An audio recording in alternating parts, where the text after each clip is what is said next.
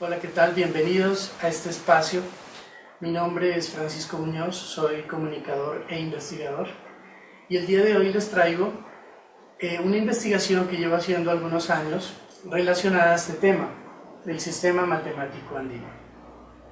Muchos amigos me han solicitado que presentara, digamos, esta información, de modo que, bueno, iniciamos porque el tema es un poco amplio. Para entrar de lleno a conocer esta temática, la matemática andina, hay que entender dos conceptos que son astrológicos muy importantes: el solsticio y el equinoccio. El solsticio, empecemos a definir, es el momento en donde el sol se ubica en la parte más alta y en la parte más baja, dependiendo el solsticio, ya que existen dos tipos en el año, ¿sí?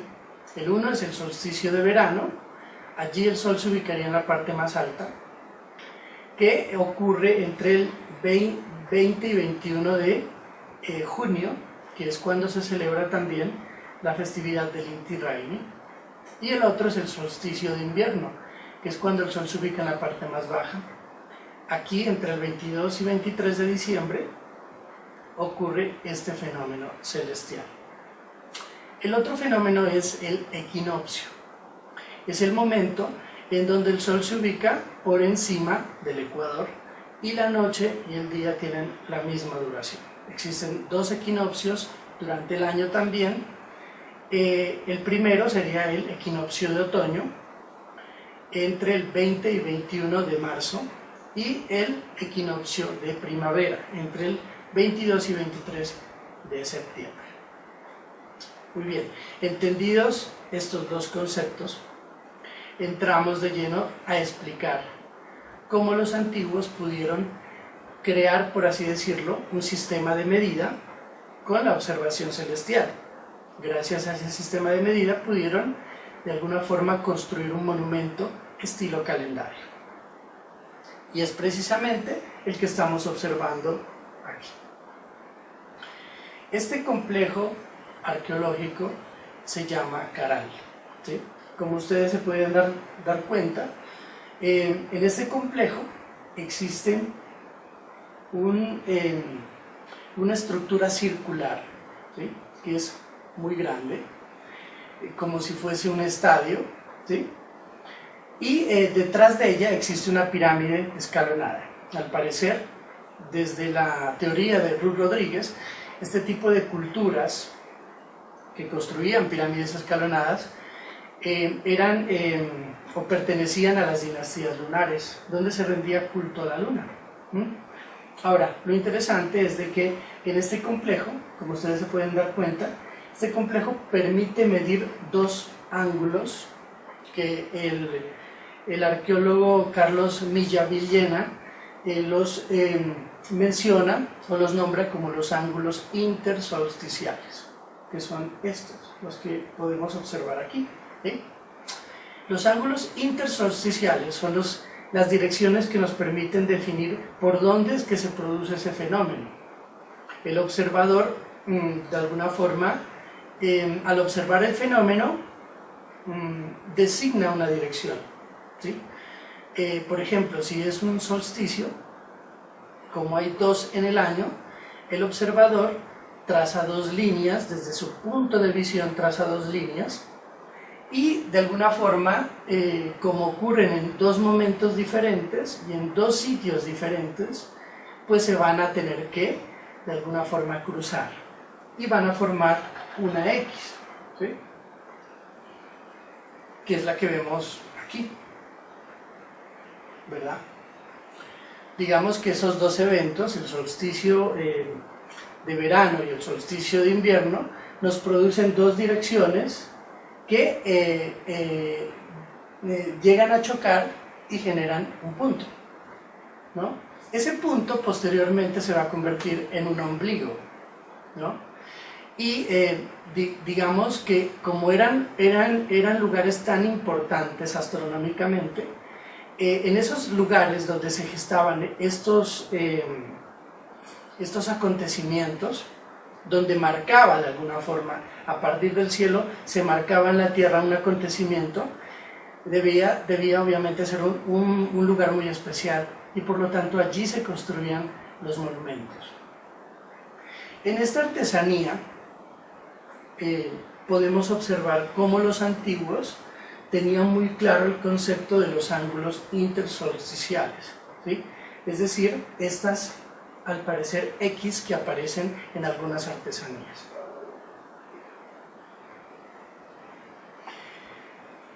De igual forma, los antiguos pudieron medir los solsticios y los equinoccios, ¿verdad? Solsticios y equinoccios.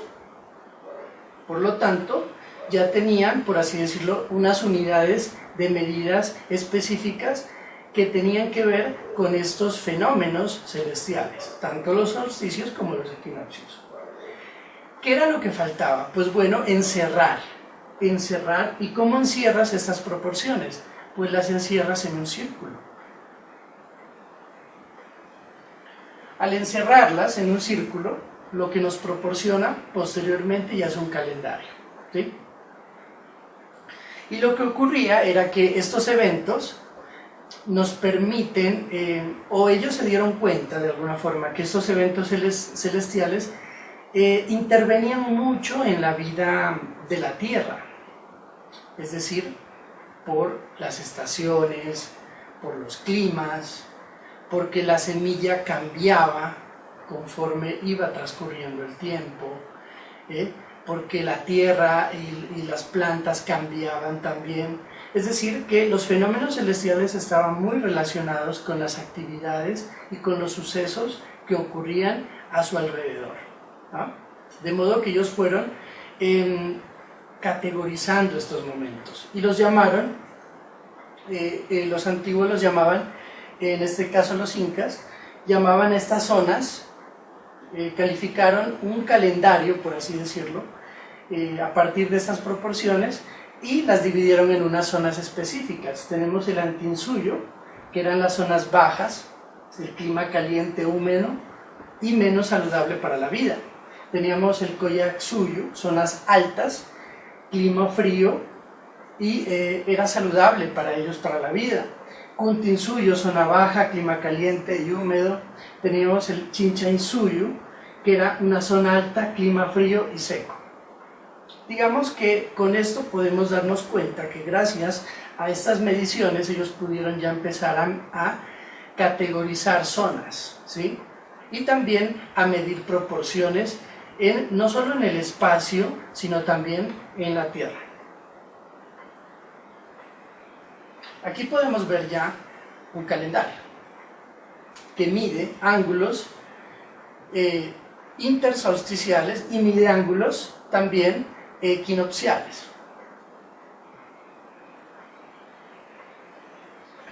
Acá ocurre algo muy interesante, y es que cuando ellos encierran estas proporciones, lo que genera es obviamente un círculo.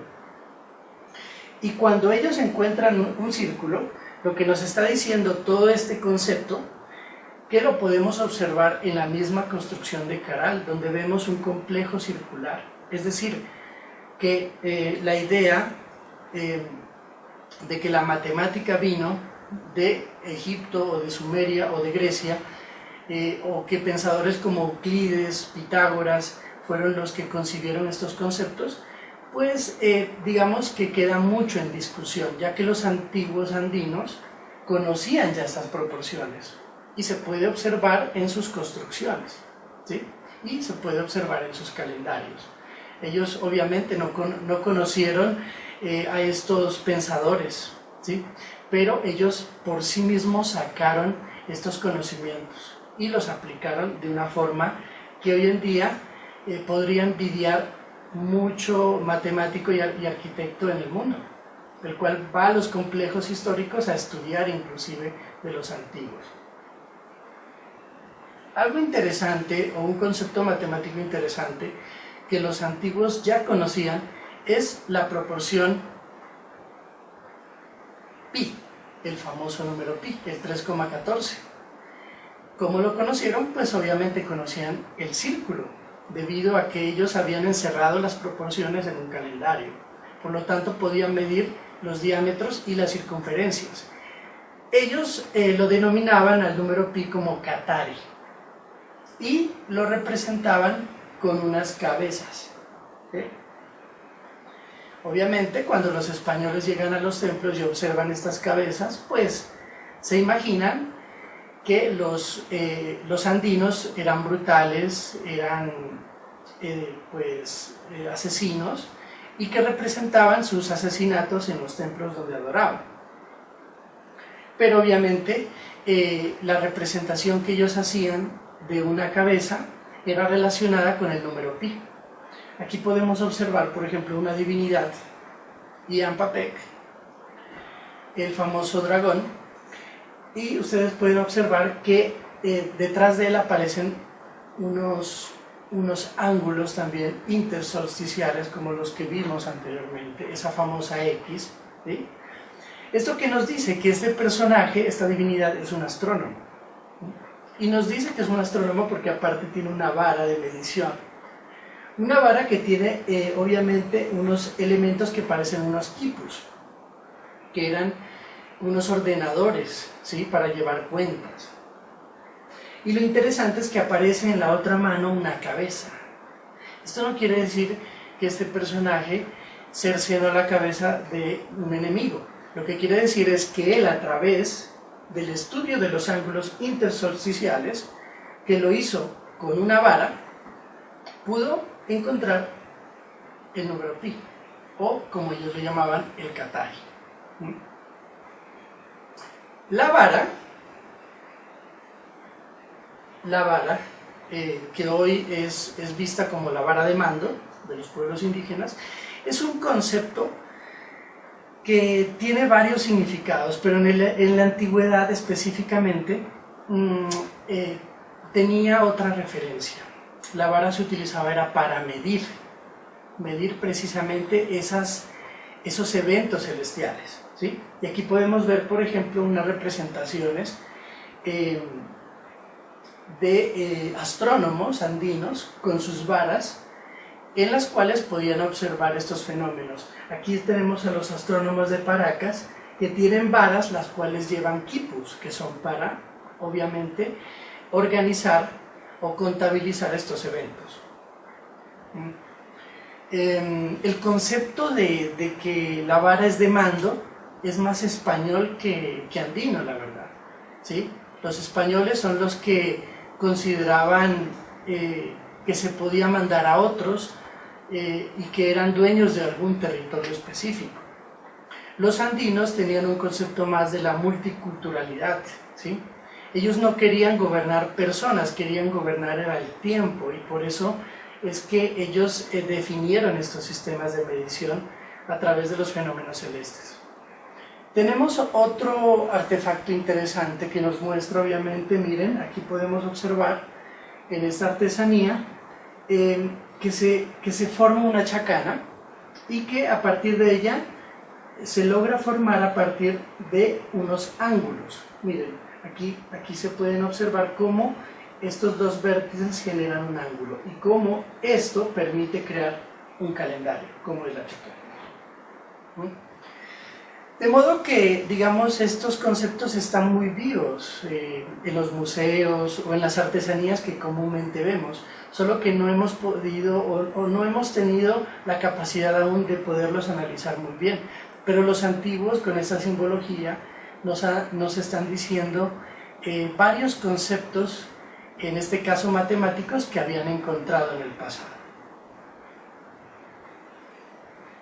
Aquí podemos observar a los famosos quipus, que eran esos ordenadores, ¿sí? Eran para llevar, digamos, para contabilizar eventos o sucesos. Aquí tenemos una calculadora antigua, que es la famosa Yupana, y tenemos a la divinidad Viracocha, que es a la final el ser que según la mitología enseña todos estos conceptos matemáticos, aritméticos, geométricos y de escritura. Esta representación, que es en la Puerta del Sol en Tiwanaku, Bolivia, aparece con dos varas que son también para medir, porque la Puerta del Sol, donde él está representado, es un calendario también, en este caso es un calendario venusiano, es decir, que mide los días, meses y años del planeta Venus.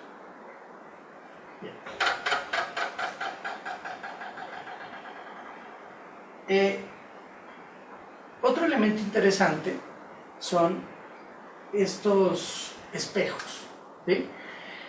Carlos Milla, el arqueólogo boliviano, manifiesta que estos espejos servían para poder observar los fenómenos celestes. Y casi en todos los templos o lugares sagrados de importancia de las comunidades andinas vamos a encontrar en las rocas talladas círculos, ¿sí? que se utilizaban para colocar en algunas ocasiones las varas y poder medir los fenómenos, y en otras eran círculos tan grandes que se utilizaban era para poder observar, se los llenaba de agua, como ven aquí, y se podía observar los fenómenos que ocurrían en el cielo, era como un tipo de espejo. Esta es la hermosa y famosa ciudad de Caral. Se la ha datado de una antigüedad de unos 5.000 años, pero hay, digamos, otras personas que le dan una antigüedad todavía mayor, dentro de los 9.000 años o hasta más. Podemos observar que los antiguos conocían el círculo, que los antiguos conocían proporciones matemáticas complejas, geométricas, ya que esta es una pirámide escalonada, y es una pirámide alineada a todos estos conceptos que acabamos de estudiar.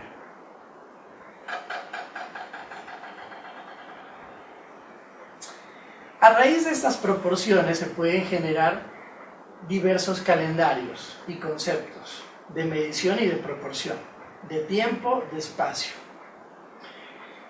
Estas proporciones nos pueden generar o crear también un reloj, ¿sí?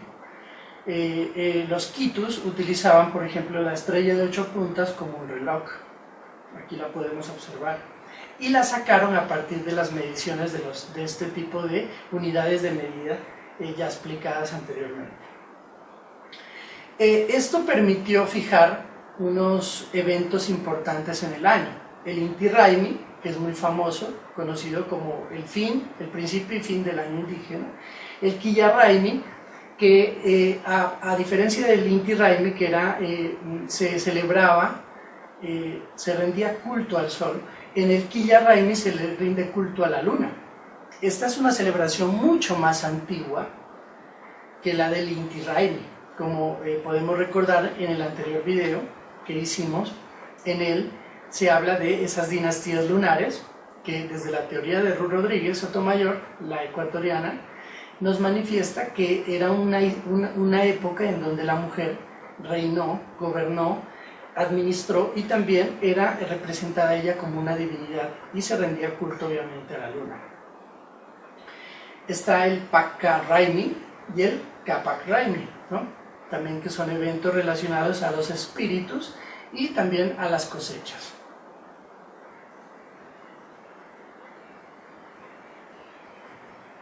Esta es unas esculturas que las encontramos en Ecuador. Son muy interesantes. Esta es un rostro tallado en la roca, de alguna forma, que tiene una finalidad, ¿sí? Se ubica en la ciudad de Ingapirca, la ciudad del Inca, ¿sí?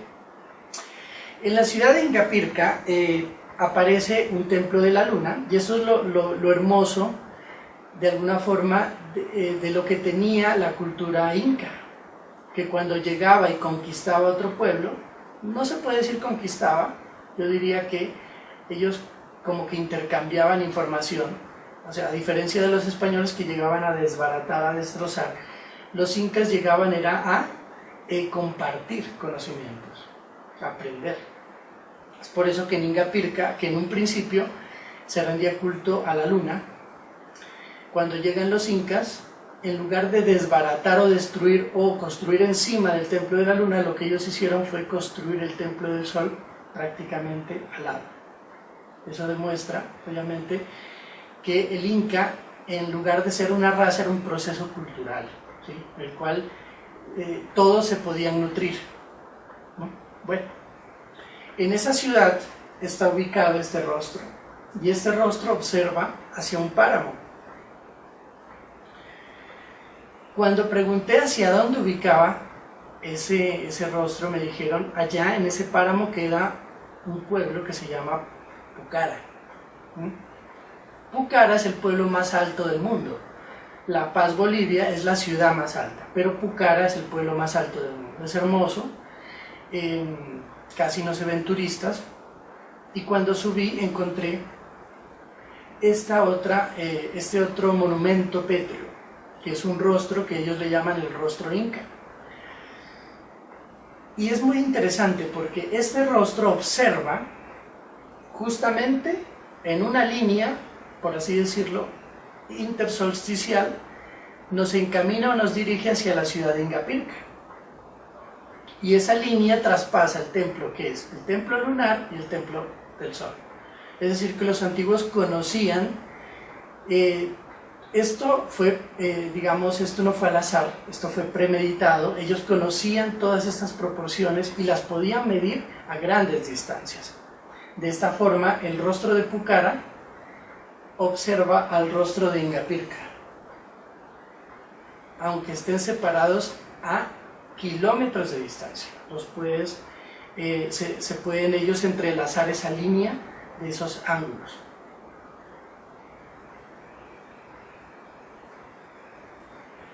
Estos son diferentes ejemplos de medidas o proporciones geométricas que pueden ser construidas a partir de estas mediciones. Son millares de combinación. Dentro de esas millares de combinaciones empiezan a salir unas figuras que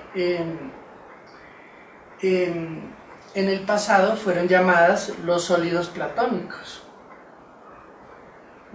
Se pensaba que Platón, que es el que aparece aquí, fue el que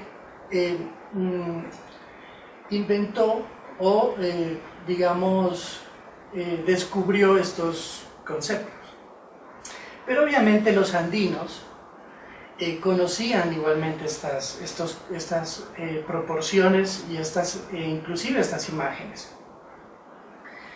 Digamos que los sólidos platónicos en definición son las formas que tienen los elementos que conforman nuestra realidad, ¿sí? Esos elementos son el fuego, aire, agua, tierra y el éter, que vendría a ser el espíritu.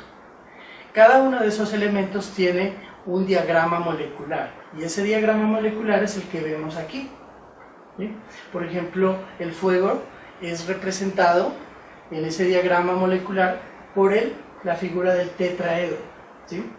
El cubo, que representa la tierra, es representado por el hexaedro. El aire estaría representado por el octaedro. El agua estaría representado por el icosaedro, y el éter, o el espíritu, estaría representado por el dodecaedro, ¿sí? Ahora, si combinamos todas estas figuras y las juntamos, nos permite construir lo siguiente. Nos permite construir esta estrella, que para los que de alguna forma han venido estudiando la geometría sagrada o leyendo los libros, por ejemplo, de este autor Drúncalo Melquisedec, entre otros investigadores de la nueva era, ellos hablan mucho del cubo de Metatron o del ángel Metatron, ¿sí? Esta es la estrella tetraédrica que lo que nos dice es que aquí se combinan todos estos elementos en solo una imagen, ¿sí? Y que de esta puede derivarse la famosa flor de la vida, que es la que habla mucho este autor, Drúncalo Melquisedec, ¿no? En la cual se generan patrones, diversos patrones que tienen información específica, ¿no? Básicamente, por ejemplo, los mandalas, que son los que vemos aquí, llevan información relacionada a este tipo de geometría por así decirlo, de la naturaleza. Igualmente las imágenes o las visiones de las plantas sagradas se asemejan mucho a este tipo de conceptos o estructuras.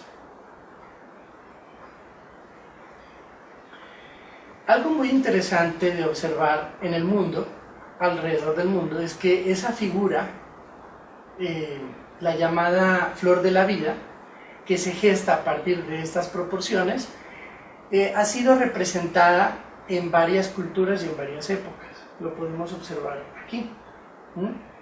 De estas se han derivado, obviamente, diversas imágenes, como los famosos mandalas budistas o las visiones de la ayahuasca.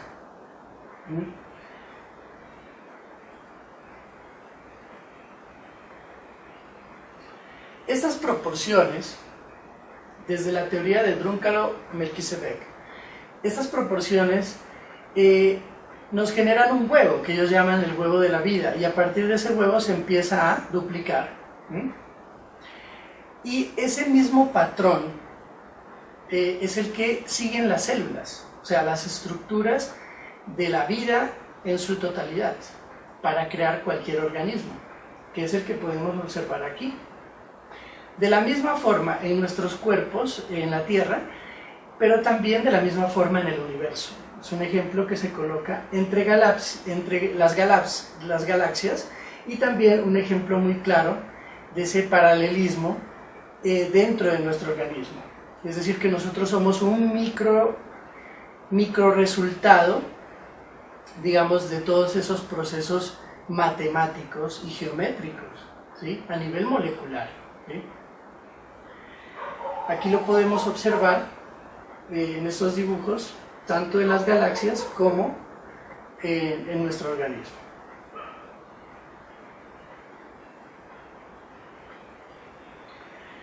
El científico japonés Masaru Emoto sacó un libro y una investigación relacionada con, se titula El lenguaje del agua. Él trató de demostrar que a través de la vibración se pueden modificar, digamos que la vibración tiene mucha información y puede modificar patrones de la estructura molecular, ¿sí? En ese sentido, él utilizó un elemento muy sensible como es el agua. Y él demostró prácticamente que cuando se exponía al agua a ambientes o a vibraciones altas o bajas, esta reaccionaba, la forma, digamos, de reaccionar era a través de la formación de una estructura específica. En este caso, por ejemplo, ustedes pueden observar que cuando el agua estaba en ambientes de amor, generaba una estructura, ¿no? Oración generaba una estructura, pero cuando los ambientes estaban relacionados al odio, estaban relacionados a ese tipo de energías, las estructuras básicamente formaban un caos, ¿no? Es decir, las energías altas y bajas proporcionan formas. Es decir, él relacionaba esto con las enfermedades también, ¿sí? Y cómo se podían modificar esas enfermedades a través de la energía y la vibración, ¿sí? Ya que nosotros estamos compuestos del 80% de nuestro cuerpo es agua. Por lo tanto, él decía que si podemos modificar de alguna forma nuestra energía, podemos cambiar la estructura de las enfermedades, ¿sí? Es una teoría muy interesante. Esto demuestra que el hombre no es más que un fractal, ¿sí?, del universo, el cual se rige bajo patrones matemáticos y geométricos, y que los andinos conocían perfectamente de todos estos conceptos, que con el tiempo lastimosamente se fueron desapareciendo. Pero las estructuras y los calendarios nos demuestran que ellos perfectamente conocían y nos darían cátedra de esta historia poco conocida. En el siglo XIII aparece Leonardo de Pisa y descubre el famoso sistema Fibonacci, ¿no? El sistema Fibonacci, que es básicamente utilizar un número y sumarlo por el mismo número y nos va a generar un nuevo valor, ¿sí? Lo interesante es que si dividimos ese número por el anterior nos va a dar siempre el mismo resultado, que es el 1.6, y es el famoso número de oro, es la proporción áurea. Lo interesante de todo esto es que esa proporción la contienen prácticamente todos los organismos de la Tierra. Fueron hechos a partir de estas proporciones. Los artistas más famosos de la historia, como Leonardo da Vinci, como Miguel Ángel, entre otros, utilizaron la proporción áurea para crear sus obras maestras. Pero los andinos también la utilizaron para construir sus monumentos. Aquí podemos ver unos ejemplos de lo que les menciono de las proporciones áureas, que están contenidas desde un caracol hasta en las olas o las tormentas, están contenidas en las semillas, en las hojas, en los árboles, en los rostros, en los animales, etc. En todo está contenido la proporción áurea. Este es el esquema, por así decirlo, geométrico de la proporción áurea. Y si ustedes ven, esa proporción se parece obviamente a un símbolo indígena, el famoso churo, el churo cósmico, ¿sí? El churo es un sistema de medida. Esto demuestra que las culturas antiguas andinas utilizaron estos conceptos astrológicos, ¿sí?, para definir ya ciencias. Aquí podemos ver algunos ejemplos de cómo estos símbolos que ahora son utilizados en las manillas, en los collares, etc., y en los calendarios, eran utilizados como un sistema de medida de construcción, ¿sí?, y de medición, obviamente, de proporciones. Aquí, por ejemplo, vemos chacanas. Esto es en Pumapunco, que es un centro ceremonial muy cerca de la ciudad de Tiwanaku, en Bolivia, ¿sí?, al complejo de allá. En tierra adentro, que queda en el Cauca, podemos observar la escritura geométrica, ¿sí?, de la cual también voy a hacer un trabajo, una exposición relacionada con los diversos tipos de escritura que aparecieron en América, porque siempre se nos dijo que los antiguos andinos no tenían escritura. Falso. Tuvieron varios sistemas de escritura y me gustaría hacer una presentación igualmente de eso. Aquí podemos observar, por ejemplo, el rombo como medida de proporción, ¿no? En el centro del rombo aparece la divinidad Iampapec, en la famosa pirámide de la luna. Podemos observar el rombo en las ruinas de la ciudad mítica de Chan Chan, ¿no?, una de las ciudades más antiguas de los chanchanes. Eran una de las etnias más antiguas, andinas, ¿sí?, ancestros de los incas. Vemos en la ciudad de Sacsayhuamán, en el complejo de Sacsayhuamán, la fortaleza, podemos observar cómo el rombo también es utilizado como una unidad de medida, ¿sí?, para construir, ¿no? Aquí estamos en el complejo de Arumumuru, ¿sí?, muy cerca, entre la frontera, eso es Puno, digamos, la frontera entre Perú y Bolivia, y aparece la puerta estelar, le llaman ellos, la puerta estelar, que tiene una proporción obviamente romboidal.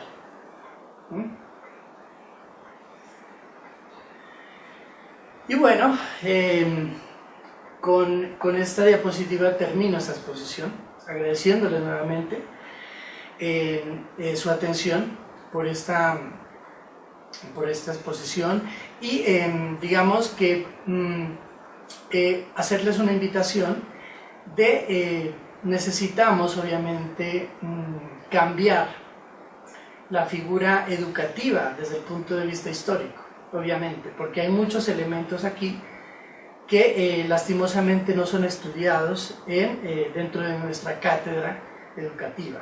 Sería interesante que los docentes de diferentes áreas, ¿no?, estudien a fondo, analicen a fondo estas temáticas y las puedan vincular a los procesos educativos para obviamente tener una visión mucho más amplia de nuestra historia y de nuestras comunidades andinas antiguas. Muchas gracias.